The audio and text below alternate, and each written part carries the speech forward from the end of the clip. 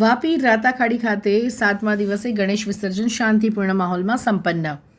દક્ષિણ ગુજરાતમાં ગણેશોત્સવની ઉજવણી ધામધૂમપૂર્વક ચાલી રહી છે. 7મા દિવસે શહેર તથા આસપાસના વિસ્તારોમાંથી નાના મોટા શ્રીજીની પ્રતિમાઓનું વિસર્જન કરાયું હતું. દર વર્ષે મોટી પ્રતિમાઓનું વિસર્જન વાપીની દમણગંગા નદીના બ્રિજ પરથી ક્રેન વડે કરવામાં આવતું હતું.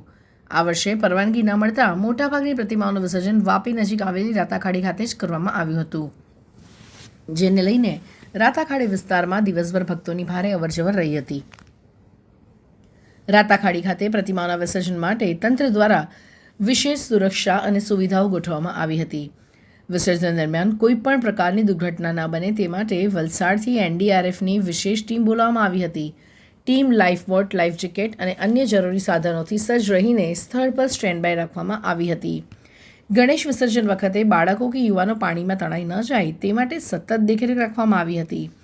આ ઉપરાંત ટ્રાફિકની અવરજવર સુગમ રહે તે માટે પોલીસ દળ પણ સક્રિય રહ્યું હતું. વિસર્જન સ્થળ તરફ જતા રસ્તાઓ પર ખાસ પેટ્રોલિંગ સાથે વાહન વ્યવહાર નિયંત્રિત કરવામાં આવ્યો હતો. કોઈપણ પ્રકારની ટ્રાફિક સમસ્યા ન સર્જાય અને ભક્તોને અસુવિધા ન પડે તે માટે વિશેષ બંદોબસ્ત કરવામાં આવ્યો હતો. સ્વચ્છતા અને આરોગ્યને ધ્યાનમાં રાખીને આરોગ્ય વિભાગની ખાસ ટીમ પણ નદી કાંઠે હાજર રહી હતી. વિસર્જન દરમિયાન જો કોઈને અચાનક આરોગ્ય સમસ્યા ઊભી થાય તો તરત જ સારવાર મળી રહે તે માટે એમ્બ્યુલન્સ સહિતની સુવિધા ઉપલબ્ધ રાખવામાં આવી હતી. ફાયર બ્રિગેડ દળ પણ પાણી કાંઠે હાજર રહી કોઈપણ પ્રકારની આગાહી પર તાત્કાલિક કામગીરી કરવા માટે સજ્જ હતું.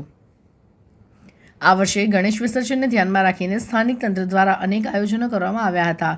ખાસ કરીને મોટા કદની પ્રતિમાઓને ખાડે સુધી સલામત રીતે પહોંચાડવા માટે સ્વયંસેવકોની મદદ લેવામાં આવી હતી. ભારે જનસમૂહ વચ્ચે પણ કોઈ ગેરસમજ કે ગડબડ ન થાય તે માટે પોલીસ દળ સતત એલર્ટ મોડમાં હતું.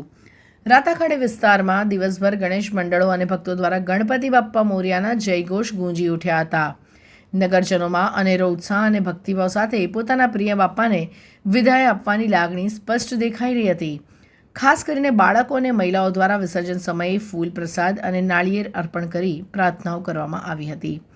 તંત્રની ચુસ્ત વ્યવસ્થા, ભક્તોના સહકાર અને એનડીઆરએફની સજ્જ તૈનાતી વચ્ચે વાપી રાતાખાડી ખાતે ગણેશ વિસર્જનનો કાર્યક્રમ કોઈપણ અનિચ્છનીય ઘટના વિના સફળતાપૂર્વક પૂર્ણ થયો હતો.